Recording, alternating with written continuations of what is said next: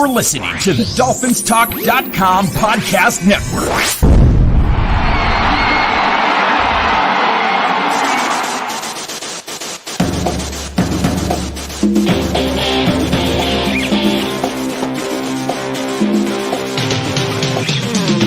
You're listening to the DolphinsTalk.com podcast, the most listened to daily Miami Dolphins podcast on the internet.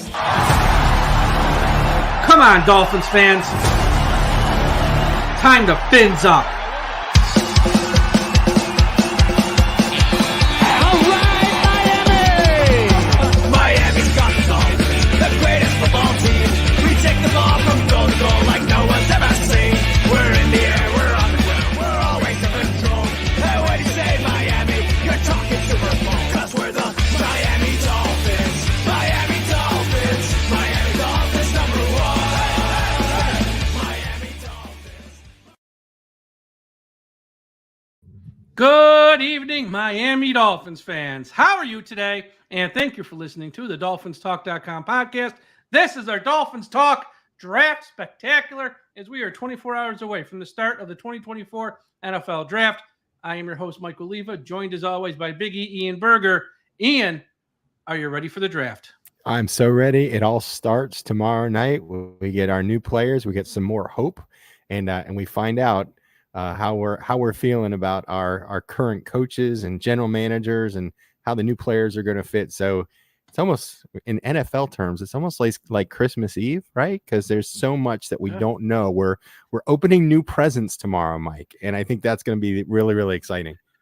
This is really phase 2 of the offseason. Phase 1 is free agency, and everyone gets excited for that. You get some new players. You lose some players too, unfortunately. In phase 1, this is phase 2. And I've been telling some other people on some other shows, I'll be flat out honest. After Friday night, I don't care about Saturday in the draft. That's all taking flyers, guys who want to make the practice squad. The draft is Thursday and Friday. After Friday night, I'll be able to give you a very good idea of how well we will or won't do in 2024. Because, yes, they're going to sign guys post-June 1st. I get it. But those are more of your older veterans who've seen their best days, the Eli Apples of the world. You can get guys. You can get guys who can play and can help. But you're not getting anybody who's going to move the needle significantly post-June 1st. After Friday night, I will be able to give you I'm not going to make a pound the table. I'm saying this 100%. No, because there could still be trades and stuff like that. But you'll get a good idea about what the 2024 season will be after Friday night for the Dolphins, depending on what they do. Because you never know with draft picks. I understand that. A little bit of a crapshoot. And I know people say you got to wait so many years. But you have an idea of what their vision is, what they're targeting, and what they're looking for. So it's going to be interesting, very interesting. And we're going to talk about all the draft tonight on the show. Before we get to any of that, though, Ian, as always, a big shout-out to everyone listening at FinHeaven.com. Everyone go to FinHeaven.com, the largest Miami Dolphins message board on the internet. Also, a shout-out to our friends at the I Am a Miami Dolphins fan Facebook page, run by the great and talented Carlos Hernandez. We all love Carlos. If you're on Facebook, everyone go to the I Am a Miami Dolphins fan Facebook page and be a part of that. And wherever you're listening to this podcast, whether it's Apple Podcast, Spotify, Podbean, YouTube, Audible, Podchaser, and hundreds of other platforms are on. Hit that subscribe button right now. You won't want to miss an episode. We've had you covered with shows all week. I think I dropped like 3 or 4 shows just today alone. Shows with Kevin Dern, Josh Moser, and Stephen D, Manny and Marissa. Josh and Aaron did a show this week. I've already done a show this week. Tom and myself did a show on Sunday. And guess what? Tomorrow, we got more. So here's what you want for the draft week, Ian, which you're going to be a part of with us. Thursday and Friday, we got wall-to-wall coverage on our YouTube channel. So everyone make sure to go to the Dolphins Talk YouTube channel and subscribe, because we're going to go live on Thursday and Friday night, both nights until the very end. And, I'm going to pop in. Tom's going to pop in. Ian's going to pop in. We're going to have Josh and Aaron going to pop in. You might see Manny and Marissa with Stephen D and Jason Sarni, who are going to host the whole night. They're going to talk about, what's happening with other teams too. But when it gets close to the Dolphins, who's left, who we hope is still on the board around the clock. Should we trade back? Should we trade up? It's going to be awesome. So, yes, watch it on TV in the background. Mel Kiper, we get it. Watch it. But if you want to turn down the volume and listen to us, it's going to be a whole lot more fun. I promise you that will be more fun than them. And I'll tell you tonight, too, just coming back to this evening. Tomorrow's gonna be great. Tomorrow, like you said, Friday's going to be great too. Yeah. I don't think there's not a person on the Dolphins Talk Network that is not going to be showing up at some point tomorrow evening to talk about the draft, talk about leading up to the talk of who the pick is, what we're doing. But tonight, I'm wearing old school, and I don't usually wear the old school hat with the old school shirt. It's the logo, and I'm kind of bringing back some of that old school magic, hoping that we could talk tonight and we can kind of manifest for tomorrow, right? Because that's what we're trying to do tonight. Yeah, and I have sort of taken the stance the past few months. That's the logo. I don't even recognize the new logo anymore. That's the freaking logo. If the team wants to keep this screwed up and dumb, they can do that. I am taking a stance. That's a damn logo, and Ken Griffin can't get here soon enough, the next owner of the team, to hopefully change it back and right this wrong. That just is beyond wrong. It's not even funny. And that's the logo. That should be the logo everyone buys and wears, and that's my approach moving forward. If I buy any merchandise moving forward, it will have the logo, and I no longer recognize the new logo because it's just stupid. Okay, now that I'm off my soapbox, here's where we go. We're on the eve of the NFL draft. Miami currently sits with picks at 21 and 55 in rounds 1 and 2. There's no picks in rounds 3 and 4. Round 3 for the Chubb trip. No, round 3 for tampering. We still have our final punishment here. And round 4 was part of the trade for Bradley Chubb. Miami enters this draft in with 5 glaring needs. They are in no special order. This is no special order. Defensive tackle, edge, offensive line, wide receiver, safety. You can make a case for the Miami Dolphins selecting any one of those 5 positions in round 1. I know some fans would flip out if it's a safety, but you can make a case for it. That's my point. And later on, we will debate if Miami should go edge rusher or wide receiver in round 1, or tackle in round 1, or guard. We'll have those debates. But unlike previous drafts, the one thing I want to start here, Ian, is the Miami Dolphins enter this draft, and they must have a new mindset because they're in a whole new world. The minute, and it's going to happen, whether it happens next month or in 2 months, they give Tua Tagovailoa a contract extension. I don't care how big it is. I don't care how many years it is, whether it's 40, 45, 50 million. Doesn't matter. Once he gets one, the world has changed that they live in, because now Tua's contract moving forward is going to eat up such a significant part of their salary cap. They can no longer live in the world they've been living in, where you trade draft picks and give out $100 million to Chubb. You trade draft picks, give out $100 million to Tyreek. Trade a third-round pick, get Ramsey, and take his deal, rip it up. You need to be more efficient in the draft. And the past 2 years, you've had 8 stinking picks, and only one of them has really panned out in Achane last year. Cam Smith, we hope. We have no earthly idea. I mean, that ain't good enough. And that sort of has to change. So we are in a new world, Ian, where the draft actually matters. And, we don't have picks in rounds 3 or 4 is what it is. One of the wounds self-inflicted because the dumb idiot had to go out there and tamper for no reason. And the other one was part of a trade. But I think what we can't see this year is we can't see a pick like Cam Smith or Channing Tindall where we take them and they just don't see the field and play. They don't contribute. Yep. We cannot draft an Austin Jackson at 18 and wait till year 4 for him to do anything at a somewhat anything level. So we need, not that you got to hit home runs, and we need guys in rounds 1 and 2 that are at least on the field contributing as rookies. And that's kind of the mindset I have heading in to this draft. So what basically you're saying 2 things. First, you're saying we need more 1s and 2s and not as many 3s and 4s, right? No, I'm saying we need guys who can play. The guys who we take must play. I'm not, look, every GM misses. Noah was a miss. It happens. I don't even hold it against Grier. No one bats 1,000. But I'm saying the guys we take, they cannot be total, works in progress. I mean, every rookie to a point is a work in progress. I get that. But some rookies can at least get on the field in year 1 and be a first or second stringer. And have an impact. And they're out there. And have an impact. That's what they need. Have an impact. Cam Smith, we drafted. We didn't play him. Channing Tindall was in round 3. Has never really seen the field because he's not any good. Austin Jackson, we cannot wait 4 years for a first-round pick. Everyone's happy with Austin last year. The first 3 years were miserable. He couldn't do anything. And that's the thing. We have to be more risk-adverse and go, you know what? This guy might have a higher ceiling, but this guy I know is going to be good day 1 out of the gate. Yes, I can try to swing for a home run. If I can hit a solid single or double, I'm fine with that. So you have guys that can actually play and contribute, because we don't have the money or the flexibility anymore once we pay Tua and hopefully eventually Waddle and Jaylen Phillips to just be crazy spenders like we have been the past 3 to 4 years. So don't draft a Deion Jordan type and draft a Robert Hunt type. So let's just clear that, right? I was talking to somebody about that last night, and I said, yeah, I remember where I was. We gave up draft capital, not just the Dolphins, in the NFL. And then you look at a Robert Hunt who, from really his first season, he proved to be effective, and then he just kept getting better every year to the point where he just got paid, and that's what you want. You want to be able to find a guy in the early rounds that are going to come in, have an impact, a positive impact, not a negative impact, and then stay. And because, again, like you talked about, when Tua gets his contract, and he is getting a contract, when he gets his contract, then you have to figure out a way to spend less money on all the other positions. So if you can find a guy in the first round, yeah, you're going to spend some money with him for the first 4 years, and then you got to determine what you have to do after the fifth year if there's an extension or whatnot.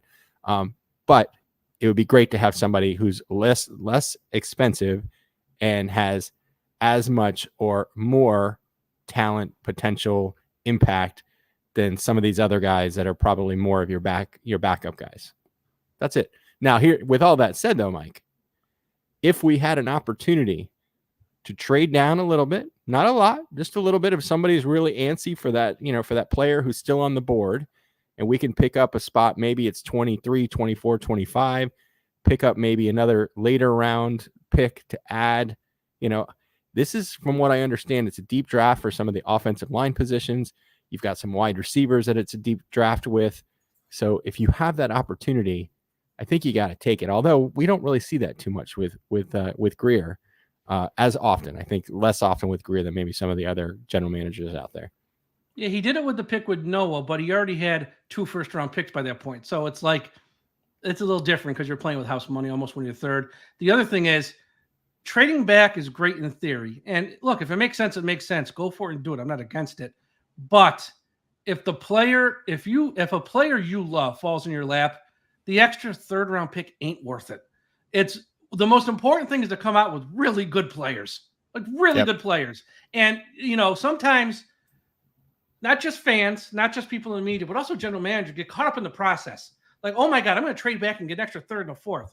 Okay, you trade back and you pick up a Chang Tyndall. What the hell did you really gain? What did you gain? You could have had a starter, an 18-game starter, right? Your lap, yeah, and now you fall. Yeah, and now you slide back, a handful of spots, and you get a guy in round 1 who's good, but maybe has a lower ceiling per se, instead of a guy who probably would have been great maybe right out. So it's like, you got to be careful, because from a lot of the rumors, and again, it's all rumors, folks. We totally understand that.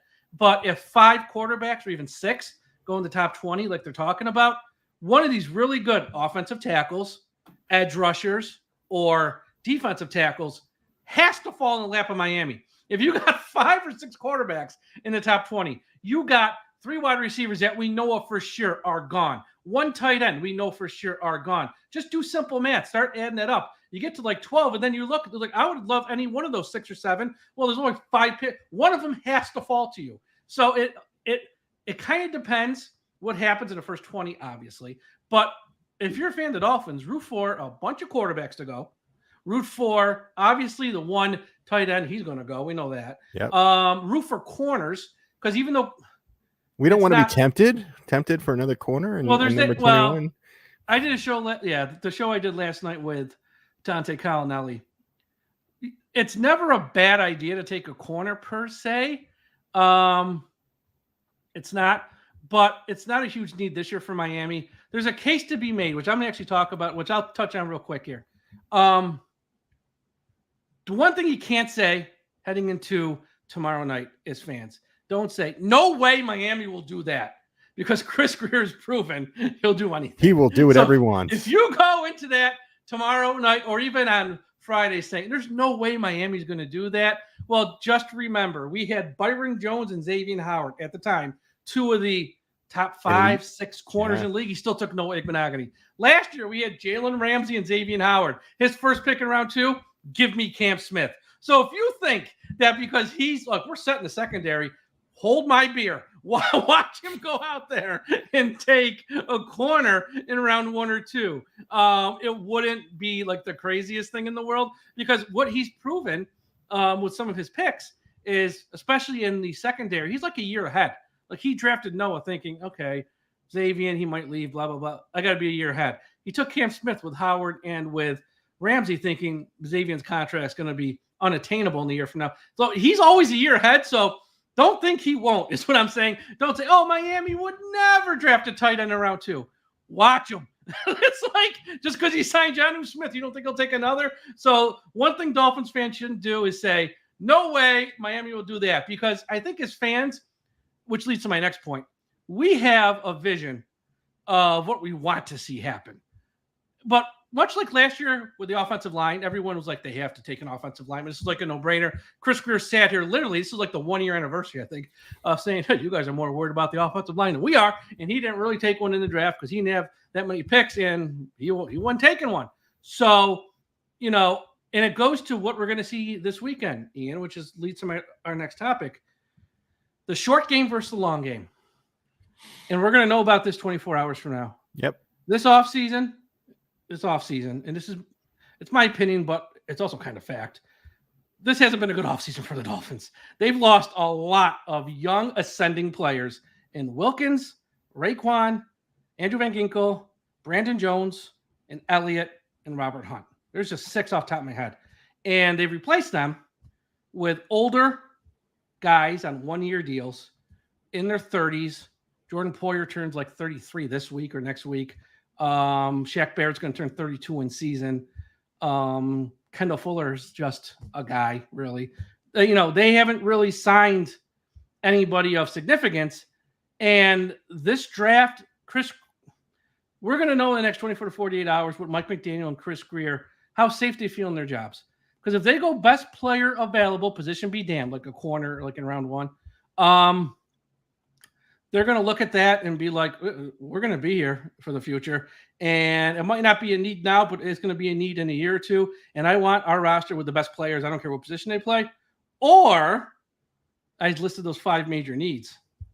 They go, we got to fill these holes now because we're not going to be competitive week 1. And they go, I don't care that a corner is the top person on the board or even a wide receiver. Even though it's a need, we have no edge rushers, no defensive tackles, and I need someone now. And I'm going to take a guy who might be a few spots lower on the board because we need someone there ASAP. So are they playing the short game or long game? I don't know. You don't know. But kind of what are your thoughts on what, Mike McDaniel and Chris Grier might be looking at here? It's going to be very telling with who they pick. You'll know right away. If they take like a Mims out of Georgia, great offensive tackle. He can't play guard this year. He's going to ride the pine. But next year, he's your starting left tackle, and probably for the next 10 years, he's your starting left tackle.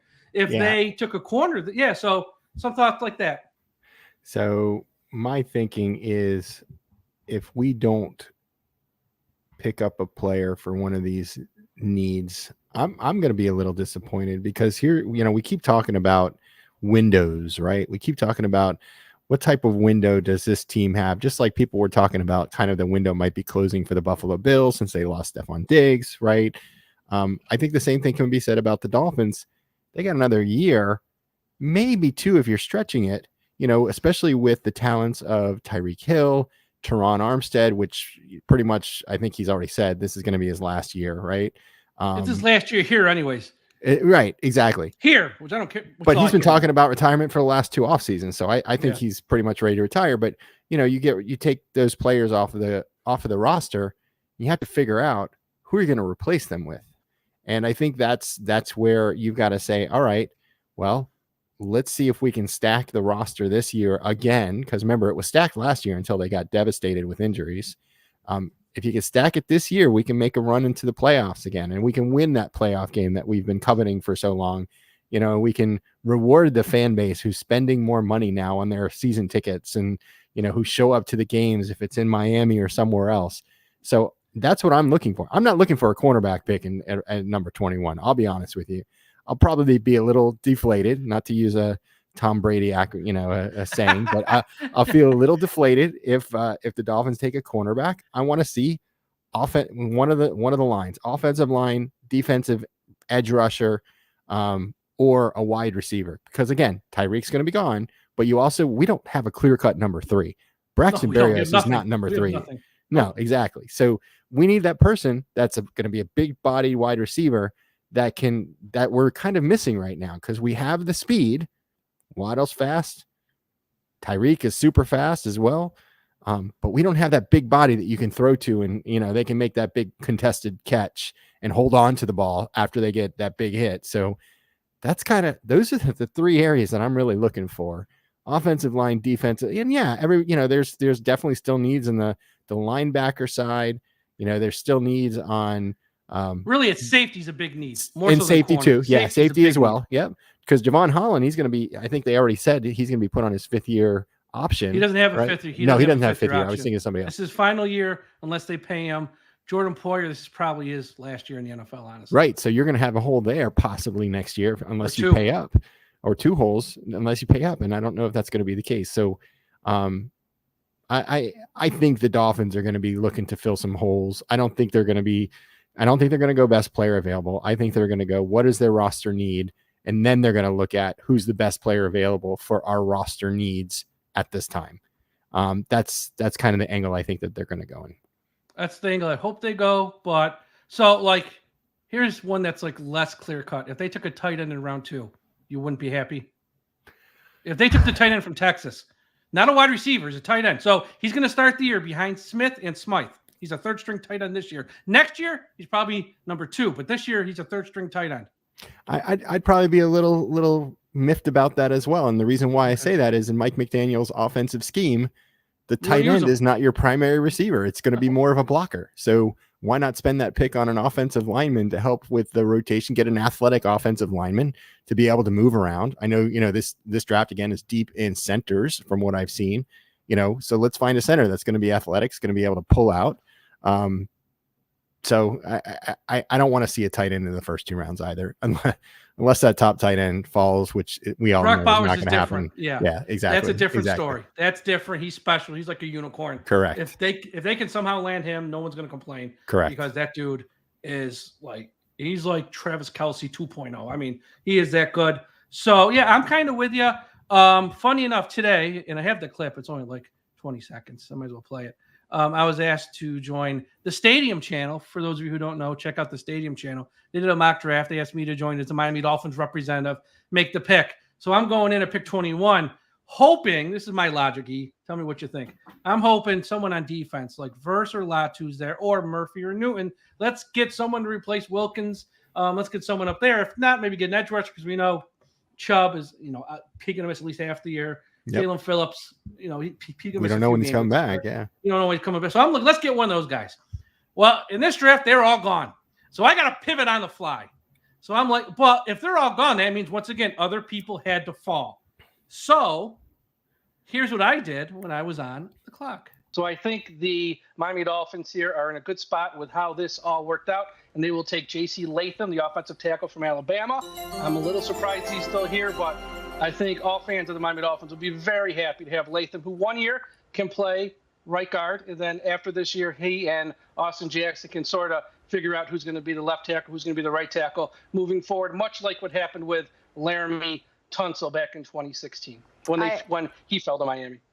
Alabama's known for a lot of things, JP, but after covering them for as long as I have, I know that up front, they just produce guys to the next level. So I had a pivot because the guys I really wanted weren't there, which could very well happen. But like I said, if that happens, other players have to fall. Pick 21. And, at least 4 quarterbacks are going, maybe 5, maybe 6. People have to fall. So if Chris Grier turns off his cell phone ringer, someone's going to fall in his lap.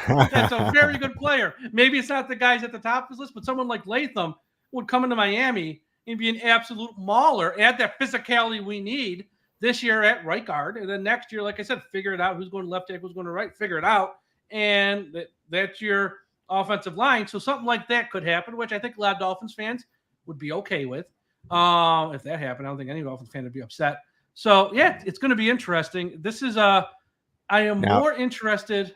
I have to show you this because I saw this from Ricky. He's a big Tua fan too. I met Ricky at Universal Orlando a couple years ago, and he said, "I hope that we don't go with JC Latham because of the number of penalties. And the last, he was part of the worst offensive line Saban had. So, again, I mean, something to consider. But here's what else I know. I've seen some mock drafts that have him going now as a number 1 offensive tackle ahead of Joe Alt this past week. So he's sort of in this draft. A lot of quarterbacks went because there was no trades because you just can't do it on something like that. So a lot of quarterbacks went, and Brian Thomas went high. So yeah, there's a lot of mocks out right now with Latham going in the top 10. And I'm sitting there at pick 21. All my top choices are gone. I'm taking JC Latham. But yes, I do understand. Look, there's concern with anyone in this draft. I get it. But it's the level of concern. And you hope with the right coaching, some of those errors he had in college, he can clean up in the NFL. But that's where I went.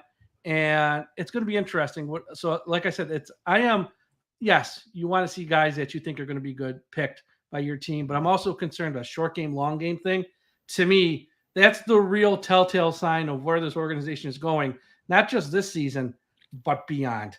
If we take guys who are a little bit of projects, like a Mims, might not play much this year, or something like that, okay, they plan on being here a while, and they're going to ride this out. But if they what? I need someone who's going to play now. Give me Newton, because Newton and some people sort of slid to the back end of round 1 or even the top part of round 2. They take him at 21. They know we didn't replace Wilkins. We're out of options. We got Newton. You're our guy. So that's where my mindset is on Thursday and Friday night. All right, cool. Well, it's Now, we'll see if it comes to fruition or not. We'll see what happens. Yeah, we're going to play a game. This is the game sweeping the nation right now. It's called the this or that. And here's how it works. I'm going to give Ian 2 names. And when Miami's on the clock, whenever it is, 21, if they trade back, I don't know. He has an option between these 2 players. He's going to tell me which one he wants. If I agree, I'll just say I agree and we move on. If I don't agree, I will push back and give him the other counterpoint. But let's play the game, this or that. Okay, number 1 option. Ian, you're on the clock for the Miami Dolphins. Byron Murphy or Johnny Newton? Byron Murphy. I agree. All right. Not by much, but I agree. It's close. They won't go wrong with either one of those players out. Number 2, Xavier Worthy or Brian Thomas? Well, you and I talked about this a couple months ago. Brian Thomas, so big, so impactful. Yeah. I mean, if he falls, though, because I've seen a lot of mocks have him in the top 10, top 15. So I don't think he's going to get to the 21 spot. Well, I don't know about top 10. Top 15, yes. Top 10, because they're going to have 3 wide receivers going top 10, and he's clearly the 4th wide receiver. So top 10, I don't think. But to a team like Indianapolis at 15, yes. Jacksonville 17, yes. Pittsburgh at 20, yes. And the wild card here is the Buffalo Bills, who need wide receiver help. Could they move up to like 16, 17, 18 and take them? Absolutely, they could. It wouldn't cost them a ton from 28 to move up. So, but yes, for all the reasons. Nothing against Xavier Worthy, the person or player. It's a bad fit for Miami, though. We have 2 players just like that. Give me another type of wide receiver. Give me a taller, slower guy or a tall, fast guy like Thomas. I don't need a 3rd guy of what we already have, even though we know Tyreek Hill's time here is coming to an end probably quicker than any of us thought. Olu Fashanu versus Troy Fontenot, the offensive linemen. Penn State, Washington. I like Fontenot. That's a tough one. Yeah, you're not alone I like Fontenot on that one. Yeah, I'd be happy with either, so I'm not going to push back on Fontenot. Jared Verse or Latu? I've done some checking on Jared Verse. I liked him, actually. So I can go with him, but I don't know what you're going to go with. No, well, in my mock draft that I put out, my last one, I had Verse going to Miami round 1. They're both great. It's splitting hairs. If they got either Miami, it's a home run. Latu's probably a little better, but I don't think he's going to be there. I think there's a good chance Verse might be there. So, again, I like them both. There's no wrong. And some people are like, don't take anyone from Florida State. So, they got to get over whatever. It. Hey, newsflash: Ramsey went to Florida State. Just saying. That's right. Here's where we get a little interesting, where we mix up the positions a little bit. Jared Verse or Byron Murphy?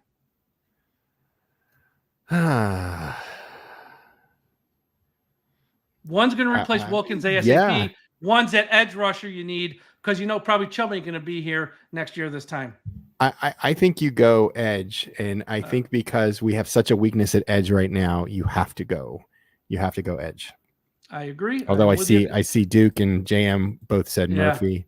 and Daniel Lake versus. I'm with you too, because edge rushers right now are more valuable than tackles are, although that's quickly changing with what Wilkins got paid and some others. But I'm with you. I would go with the edge rusher there too. Here's one: Cooper DeJean or Amarius Mims. Cooper's going to play this year and help. Mims might be like a red shirt Cam Smith ain't playing this year, but he could be Jonathan Ogden for the next 10 years and starting in 2025. Again, I think we need the help. Well, and like you said, if he's not going to start, although see, that's a tough one.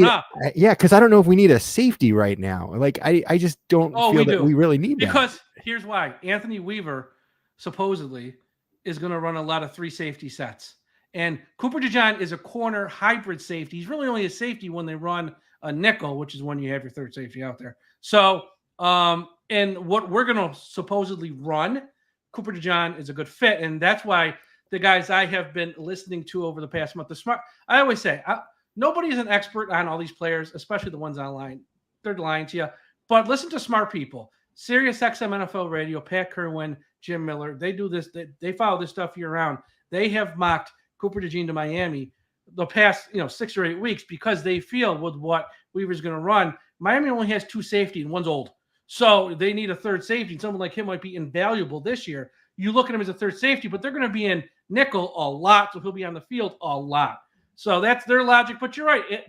That's why this is a tough call because they're both good. You can make a case for either one.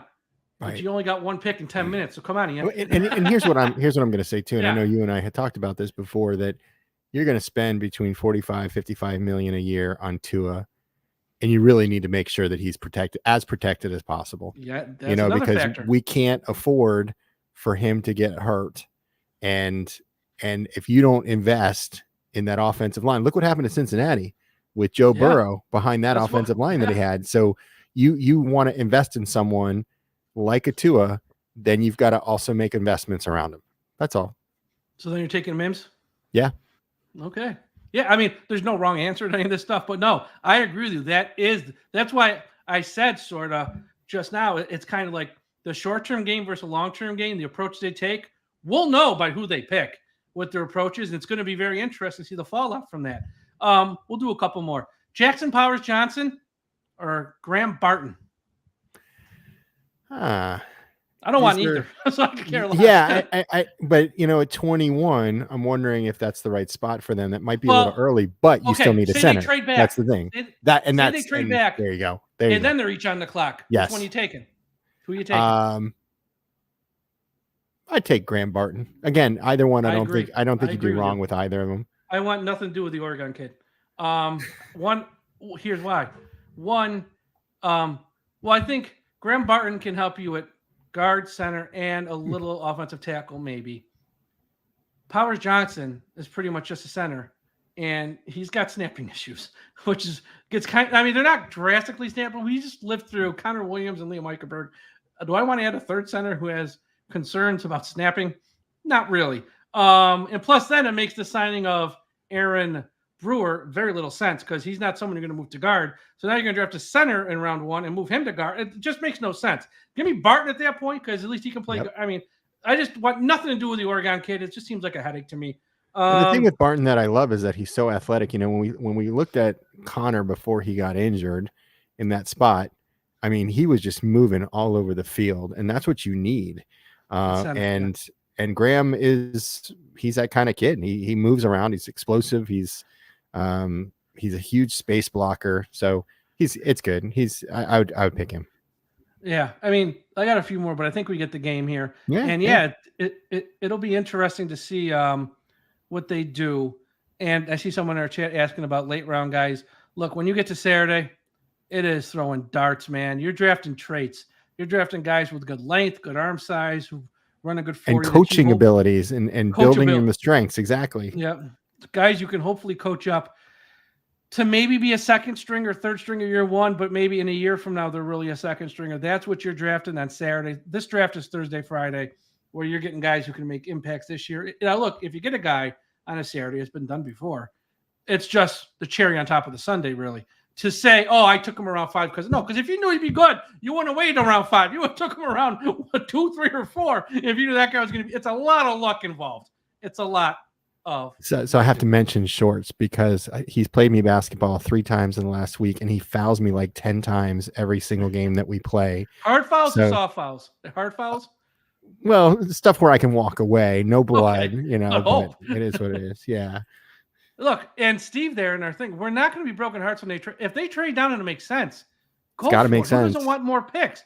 But I'm saying if it doesn't make sense, like if there's a Jared Verse on there and he's sitting there 21, you're on the clock, and they trade back to 27 and he's gone, and I take Chop Robinson. Chop Robinson's not a bad player, but Chop Robinson, again, he's going to take more time to develop. You might not see his best of 2025, where I think Verse can come in and start day one. Yeah, that's what I mean. So trading back's fine if it makes sense. Right. If it doesn't make sense, then no. Like, I don't want to trade for picks for 2025. That to me doesn't make sense. Like, if you're going to drop down, you've got to collect assets for 2024. And I know when some of these mock unless draft the trade's simulators, too good to turn down. But yes, I agree. well, yeah, I saw one that they were trading the first round pick this year, and then you got like a mid to late round pick this year, and then the first round pick for the team next year. I was like, I'd have to think about that a little bit. I probably do. Yeah. If you can get a 1 next year, because here's why. They're going to have 3 threes next year and a pick around 2. And if you get a second first, that'll make you the king of the castle next year this time, where you'll have all the power. And that's a good place to be in right now.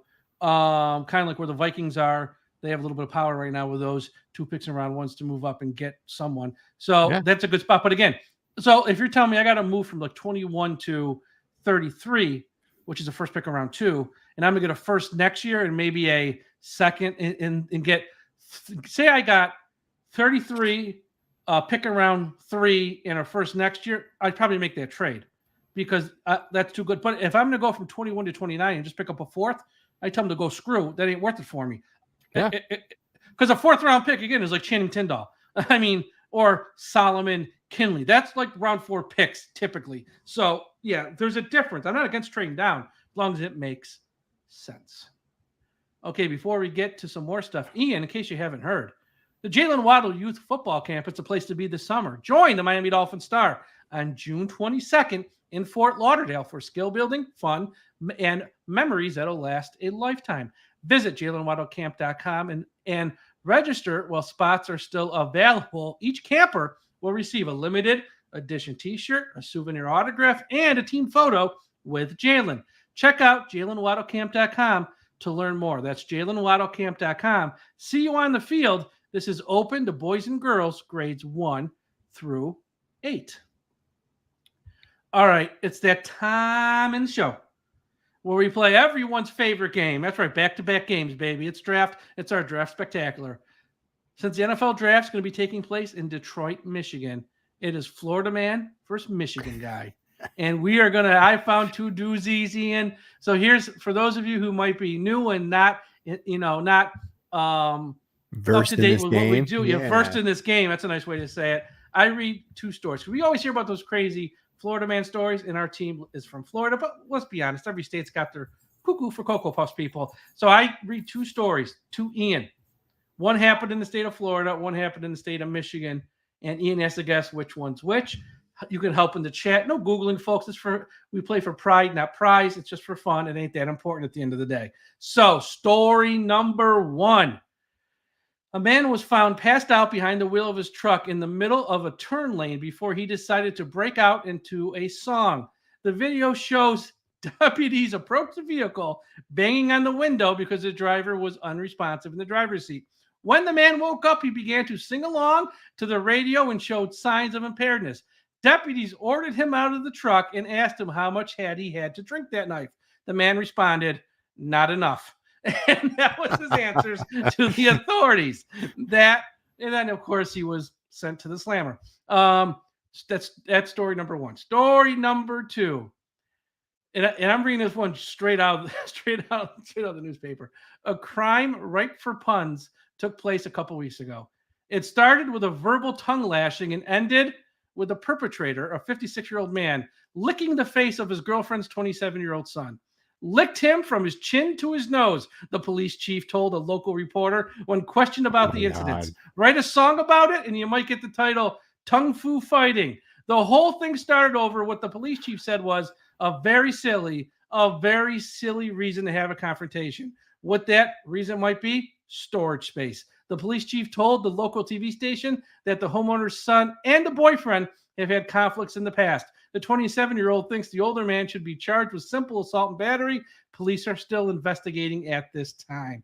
So, did story number one with the passed out man in the turn lane who told the cops he didn't have enough to drink was that Florida or Michigan? And story number two, the licking man who licked his stepson's girlfriend, as the police said, licked him from his chin to his nose. Is that either Florida or Michigan? So I want to see what the chat says. Yeah. So right now we got Raphael who says number one is Michigan, number two is Florida. I'm curious to know what everybody else thinks. So number Scotty one with a good answer. That was Jim Irsay. Jim Irsay. If it was Indianapolis, maybe. yeah, no, for sure. Although Jim Irsay could be for either one of these, really. So I don't know which one it would actually be. I don't know. The interesting thing is that I'm leaning towards the first one being the Florida, like northern Florida, and the one of store. And interesting enough, I think I heard about the licking one. I don't remember where I heard it from, and I don't think it was local news, but I think it was more like national. So Wesley's also saying one is Michigan. I think number one is actually going to be Florida, and I think number two is going to be Michigan. Well, Ian, you're on track. You are correct. Number one did take place in Florida. North Florida, right? I think so, because I want to say Tampa. So yes, there we go. I want to say Tampa. Yep. Let me open up the story. Yeah, it was Tampa. That was Tampa number one, and number two happened in Michigan. So yeah, that's always our favorite game. Florida man versus this week Michigan guy. And who knows, maybe we'll have more of these in the offseason, because after the draft we get to that sort of lull in the offseason. We're still going to do shows, but it's a lot of mailbag shows and stuff like that, unless there's like major news, which seems unlikely.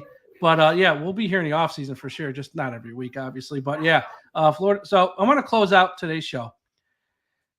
The Sun Sentinel and David Hyde. God damn, is David Hyde doing good work this offseason. He's written a couple articles. We're all fans of the Dolphins. No one likes to read harsh things about your favorite team, or things that, you might not like to hear, but you go, damn, that's kind of true. And David Hyde's written a couple of those on-point articles this offseason where it just, you go, you know what? It sucks, but he ain't wrong. We all know when someone tells something to Ian, you know what? I don't like it, but he ain't wrong either. David Hyde wrote one today, and you know what? He ain't wrong. I'm not going to read the whole thing. I'm going to read a couple excerpts, and I sort of want to get your thoughts, and I'll comment. Part of it is, the question, as always, is, do you trust Chris Grier's offseason? This is Chris Grier's 6th season running the show as general manager, uppercase, the boss in charge. It's his 9th season running the draft as general manager, lowercase, answering the Mike Tannenbaum. The Dolphins in that span have had 3 coaches, an expired 3-year plan and expired 5-year plan, 10 first-round picks, and still no playoff wins. 0. One recent narrative is that the Miami Dolphins might have to pause their Super Bowl hopes this season to organize their salary cap after overspending so much and having the least draft capital of any team in history over a 3-year stretch ending this weekend. That's rich. Have the Dolphins been legitimate contenders lately to pause that? ? Can you contend while having a 24-year stretch without a playoff win, the longest drought in the NFL? ? The pressing issue this offseason includes following a plan where the Miami Dolphins had a measly 8 draft picks and only one as high as the second round the previous 2 years, and enter Thursday without a 3rd and 4th round pick. They tell you how many draft picks that tells you how many picks they traded and money they spent buying big stars to win now, like Hill, Ramsey, and Chubb. Only they haven't won. Will they? A perfect draft is needed to help stem the loss of offseason talent as the bill started coming due to their spending. Grier can draft players. Go down his drafts. They're fine. He missed some guys the way everyone does, and he hit some more. But his most proven 3 picks this far, Mika Fitzpatrick, Laramie Tunsil, and Christian Wilkins, aren't with the team anymore in a way that illustrates larger problems. And damn if he didn't just hit the nail on the head with that. I think as fans, I was talking this morning with Josh Kasker from the same old Dolphin show right here at DolphinsTalk.com. And I think sometimes as fans, especially the more active fans on social media who follow the team 365 days a year, sometimes as the reporters who are at the facility every day covering every little news tidbit, they get lost in the process. You know the old saying, can't see the forest from the trees. They get lost in the minutia. They get lost in the process. They get like every little move's like a huge deal. Sometimes you need someone like this who took a step back, is looking at the big picture, going, you can pen pack about this, argue about that. The big picture is it's a 3-year plan, it's a 6-year plan. We have one squat either way. And it's like, at what point do you hold him accountable for everything? Many GMs do not get 3 head coaches. Okay, most get 1. You maybe get 2. He got 3. And I don't want to say, well, Mike Tannenbaum. You come up with any excuse you want. He's been general manager. You got 3 on his watch as general manager. That's just part of it. His 3 best picks are here. And, today we saw the Lions pay their wide receiver, which just drives up the price of Waddle. And I'm not saying Chris Grier's got to drop everything and pay Waddle today or tomorrow, but goddamn, why does every other team seem to get this right? In Miami, I'm not saying he won't do it, but can we just get ahead of the curve for once? And maybe he will. Maybe it'll be next week. I don't know. But history's not on his side. And I think, when you see fans who often get labeled, haters and all, I hate that. I hate the labels. Can't stand the labels. Despise the labels. So when you read that from David Hyde, who's got he doesn't care. But he ain't wrong, Ian. He ain't wrong. That's where the frustration comes from when you just look at it as facts. And those are facts. It's not opinion what he said. Those are facts. Where's the winning? Where's the playoff wins? Those 3 players aren't here. Those are facts. You can't debate that. And do you trust them? And do we still trust Chris Grier? That's the $1 million question. Well, I think we have to at this point, right? At this point, the night before the NFL draft, I think we have to trust him. But this time next year, that could be a different conversation, right? Because like you said, I know he's been the general manager for how many years now? 6 years? And he has 6. Well, what do you say? 5 or 6 years. He basically was the head of the rebuild. 6 when he's in charge. Correct. 9 total. Yeah. So 6 when he's in charge, which included a rebuild, and the rebuild ultimately resulted in no playoff wins. Right. Again, facts. Or division titles. So, but part of that is also bad luck. And I mean, I don't think anybody is going to give, like in my job at work, if I have bad luck, I'm still going to be held accountable if I do something and something happens, right? Computer, whatever. In his case, he gets players like a Byron Jones who ends up getting hurt to the point where he can't return to the NFL anymore. He ends up building a team and spending money like last season, and then seeing half the defense get annihilated with season-ending injuries, and a couple of the key players on the offensive line get knocked out for the year on the offensive line as well. So I think part of it is bad luck, but for all the bad picks that he's had some really good ones too. But again, too, you have to look at those good ones, the homegrown talent, those first round picks that we liked, the first round picks that proved to be a success on the field. We couldn't hold on to them because of bad money management for the team.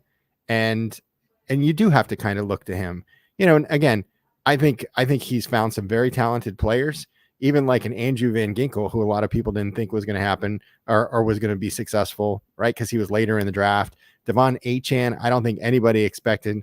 Well, there were a few people that expected him to be as successful as he was. I mocked him to Miami last year. I had it right.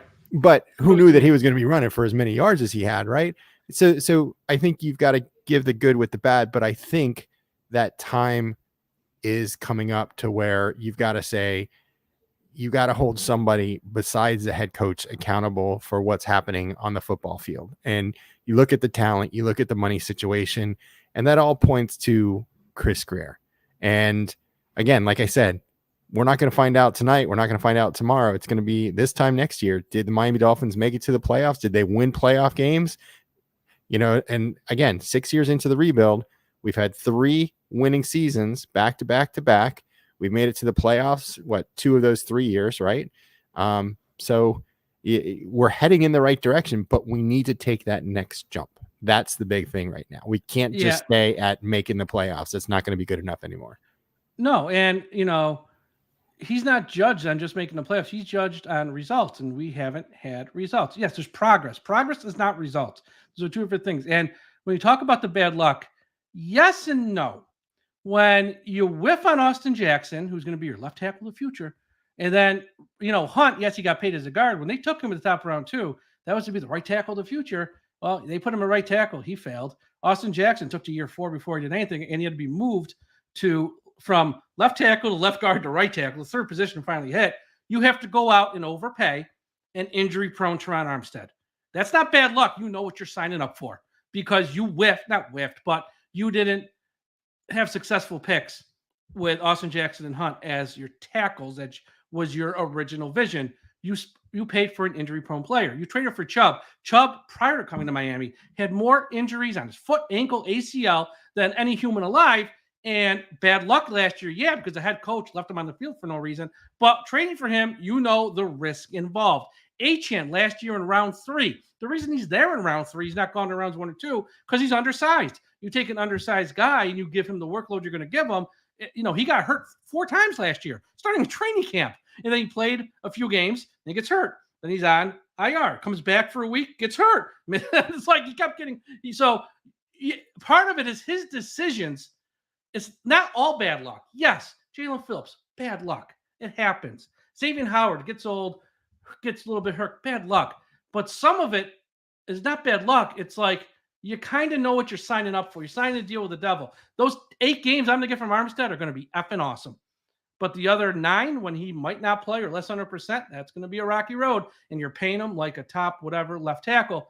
So it comes down to results. One last thing I want to read here. I thought David Hyde, 2 bits he wrote that are great. Yes, 'tis the season of mock drafts. Everyone has one. But the real mock draft is the talent, picking the talent of those organizing and building teams each year. First, there's your elite architects. And he goes on a list like the guy for Philly, Kansas City. I ain't going to read all names, the Rams. Then there's the mixed bag, the next level. You got the guy for the Bills, the guy for Houston, the guy for the Packers. Then the third level is functional managers who have been around. They are New Orleans, Mickey Loomis, the Cowboys, Jerry Jones, and the Dolphins, Chris Grier. The Dolphins are on the clock for the 21st pick. More than that, isn't Grier on the clock for his latest 5-year plan, which continues into the 6th year, is midnight striking. That's why that dude wins a lot of reporting awards. He's got a way with words of just drilling down a point and bringing it home. He's right. And here's my fear, though, Ian. Here's my fear. The day they give Tua that big contract in the next 4 weeks, 6 weeks, whatever, the day they give it to him, aren't you really tied to Grier and McDaniel the next 2 to 3 years, no matter how bad it gets? Because if you give him that money now and say this year they go 6-11, bad year, miss the playoffs, just really bad. Well, then you fire your GM, hire someone else. He's going to want a new head coach. And the general manager and head coach will go, I don't want Tua, but I'm tied to Tua. You just gave him $48 million a year for the next however many years. I don't want him. So now you're not going to get the top tier general manager, the next top tier head coach. You're stuck with what we've been stuck with all these years. First time people on the job, Brian Flores, Cam, like whether it's a general manager or at the head coach level, but in the front office level too, first time guys, because nobody with any reputation or resume is going to be, I don't want to be saddled with that contract. You just got the last guy fired.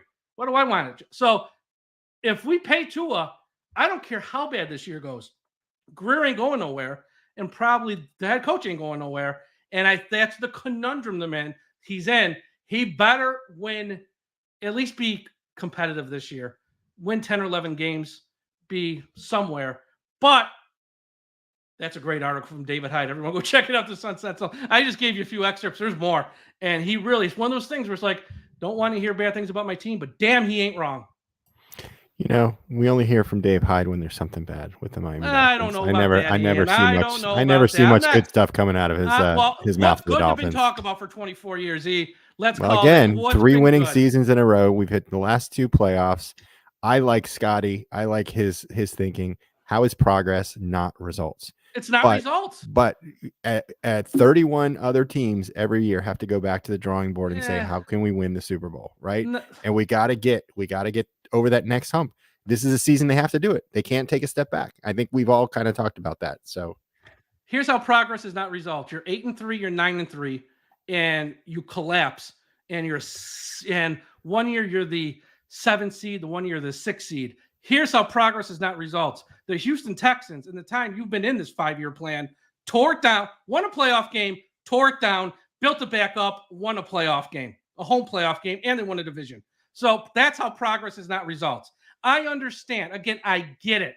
Yes, there's progress, but it's progress at a snail's pace when everyone around you is moving at a more rapid pace. The Cleveland Browns last year, with God knows how many quarterbacks, Joe Flacco sitting on a couch at Halloween in November, Thanksgiving, comes off and put them on a run late in the year. Yeah, they lost in the playoffs like we did with like a 3rd or 4th string quarterback that they signed mid-season. Like there's levels to this, and our progress is there. Nobody's arguing that.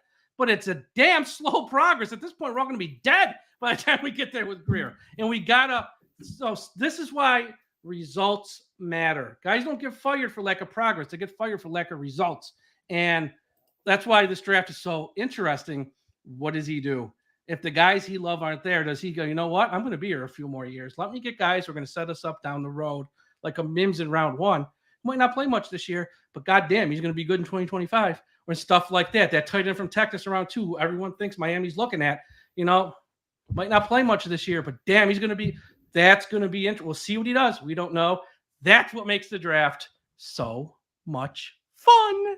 Yeah, and everybody talks about the Houston Texans and how they've had that turnaround, but let me ask you this. If the Houston Texans were in the AFC East, would they have won the division? Probably not the division, but they might have won a playoff game. CJ Stroud is right now the favorite to win MVP next year. Think about that. No, he's good. But I'm just saying, last year they got Jaguars, they got Colts, they got Titans in there, and Jaguars, remember, lost their quarterback halfway through the year. The Jets and Patriots ain't that different. Yeah, but we've got the Bills, right? Okay, we got the Bills. Regardless, we should have won the division last year. Yeah, exactly. Let's not go there. We're 9-3. There's no excuses for that. But Houston is, that's just one example. There's many others of a team that is on the come, and they're doing it lightning fast. And unfortunately, with Laramie Tunsil anchoring their offensive line, as we're sitting here hoping Armstead can give you 8 games this year. That's the difference between the two organizations in a nutshell, right there. But yeah, the draft, folks. I saw a comment in the chat. I can't find it anymore, but somebody saying Laramie Tunsil may end up being a Hall of Famer one day. Is that what do you think? He is. Yeah, I think so. Yeah, okay. I think he's a Hall of Famer. Absolutely. There he is. I got game, Mr. New Jersey. Yeah. No, I do think, he is, look, he was supposed to be the 1st or 2nd pick the year that he fell to us. We all know why he fell to us. And he's played like a guy who should have been the 1st or 2nd pick. And even his year in Miami, that first year was a good soldier. You want me to play left guard? I'll play left guard. Didn't say a peep. The next year, you want me to play left tackle? I'll go left tackle. Didn't say a peep when he was going to be traded. Grier goes, I really don't want to trade you, but I can't turn this down. Laramie Tunsil, did you whine? Did he complain? He goes, I get it. I understand. I would probably trade me for, like, that guy's been a good soldier every step of the way. He got paid a boatload, I think 2 years ago or last year. I can't remember. He is every bit as good as advertised. God bless him and go. What Houston's done in a short amount of time. God bless. If I'm the Carolina Panthers, I'm sick to my stomach. They took Bryce Young over CJ Stroud, and then they traded away the pick this year. That would have been Caleb Williams to get Bryce Young. Yep. I'd be sick. If you want to talk about bad, if I was a Panthers fan, I'd be on the roof ready to jump off at first. That is as bad as it gets for an organization. That's right awesome. There. So here's what else we're going to do too. Thursday and Friday, we're going to poke a lot of fun at the Jets and Bills in this draft, even the Patriots. If the Patriots are dumb enough to pass up Drake May and take J.J. McCarthy, that is Mac Jones 2.0 right there. If they are that stupid to pass up Drake May, who I think is going to be like a very good quarterback. I watched him a lot. For J.J. McCarthy, who in the Big Ten, in the second half all year, just turned and handed the ball off and did nothing. They are out of their ever-loving minds. I am rooting for the Patriots to screw this up because that will be and I will be online for that one. If they screw it up, that will be a celebration. Folks, you want to see viral moments? Great. The Patriots screw it up. I will be online to do it because that's going to be friggin' awesome. And I don't know what the Jets are going to do, but I'm probably going to poop on that too. Even if it's a good move, I might poop on it because it's a draft and it's okay to do that during the draft. Like I said, subscribe to the DolphinsTalk YouTube channel. Join us this week on Thursday and Friday, wall-to-wall coverage. We'll have a lot of fun, have a lot of laughs. And then when Miami's on the clock, you'll see instant reaction probably from Josh, Aaron, and everyone involved. Follow Ian Berger on Twitter at Ian693. Follow myself at Dolphins Talk. Go to the website, DolphinsTalk.com. We have so many new podcasts up. We have so many articles. We got Mock Draft Central of every, of the big main people, the people of Fox Sports, NFL Network, who they have mocked to Miami. We know it's a mock. Everyone's got one. But they're fun to read and get everyone's insights. So check that out there as well. Everyone, have a great few days with the draft. We're going to be here every day with you in podcast form and on YouTube, so check us out. And folks, don't forget, just because it's the draft, we still must put an end to fight the good fight, to put an end to highway profanity. Fins up, everybody. Have a good night. Have a great draft.